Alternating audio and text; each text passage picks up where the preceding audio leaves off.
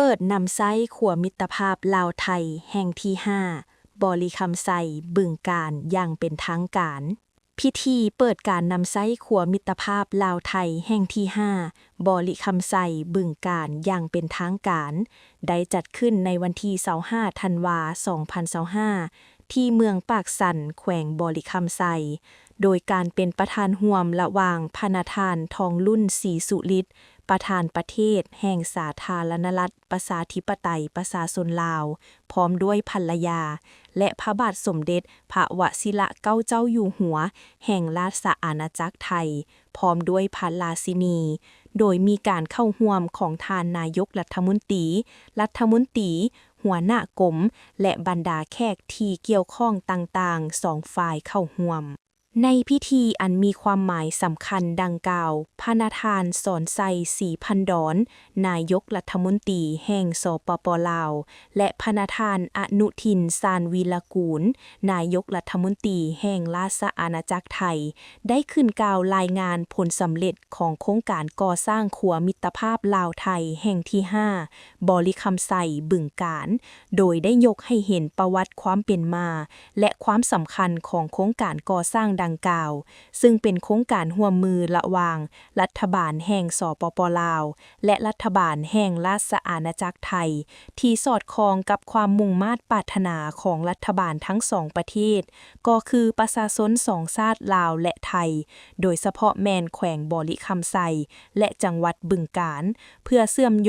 อมจอดสปป.ลาวเข้ากับภาคพื้นตามแนวเศรษฐกิจตะวันออกตะวันตกเฮ็ดให้การคมนาคมขนส่งการค้าและการท่องเที่ยวระหว่างสองประเทศมีความสะดวกและว่องไวยิ่งขึ้นเพื่อนำเอาผลประโยชน์สูงสุดมาสู่ประชาชนสองชาติลาวและไทย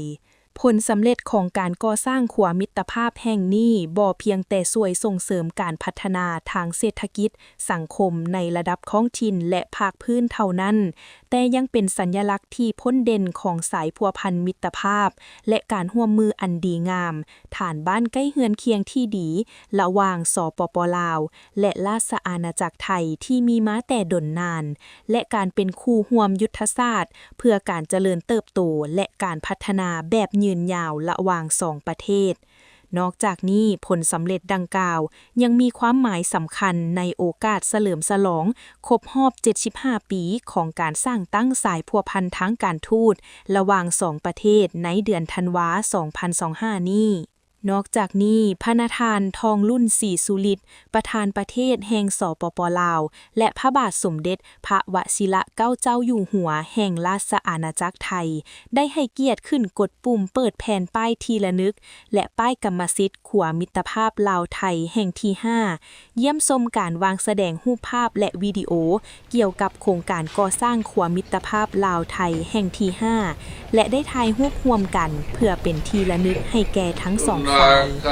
ตังสุมังคลังสุปาปาตังสุโห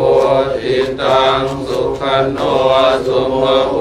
ตัวจะสุยิทังพระมจาริสุปทากินังกายกรรมังวาจากรรมังปทากินังปทากินังมโนกรรมังปณิอิเลปทากินาปทากินานิกัตวานารพันตาเตปทากิเน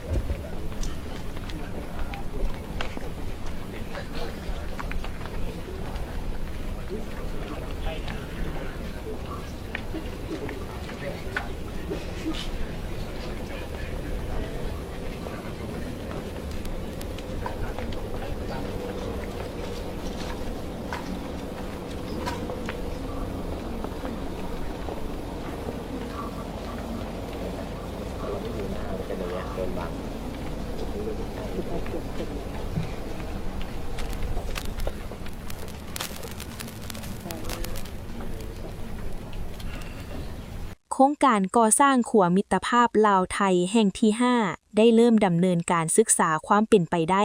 และการออกแบบรายละเอียดของขัวในระยะปี 2012 หา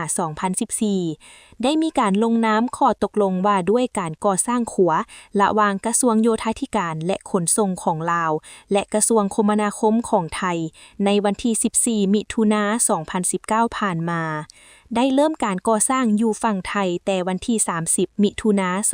2020 และอยู่ฝั่งลาวแต่วันที่ 4 มังกร 2021 ผ่านมาและได้มีการเทเบตงเชื่อมต่อขัวและลงนามข้อตกลงว่าด้วยกรรมสิทธิ์การนำไส้การบริหารและการบูรณะรักษาซ่อมแปลงขัวในวันที่ 6 มิถุนายน 2025 ผ่านมาขัวมิตรภาพลาวไทยแห่งที่ 5 เป็นจุดเชื่อมต่อระหว่างเมืองปากสันแขวงบริคำไซของสปป.ลาวกับอำเภอบึงกาฬจังหวัดบึงกาฬของราชอาณาจักรไทยที่เชื่อมต่อโดยกงกับทางหลวงเลขที่ 13 R13 ของลาวไปหาทางหลวงเลขที่ 244 ของไทยขัวดังกล่าวมีความยาว 1,350 เมตรและได้มีการติดตั้งอุปกรณ์ติดตามสภาพการเปลี่ยนแปลงของโครงสร้างของขัวอีกด้วย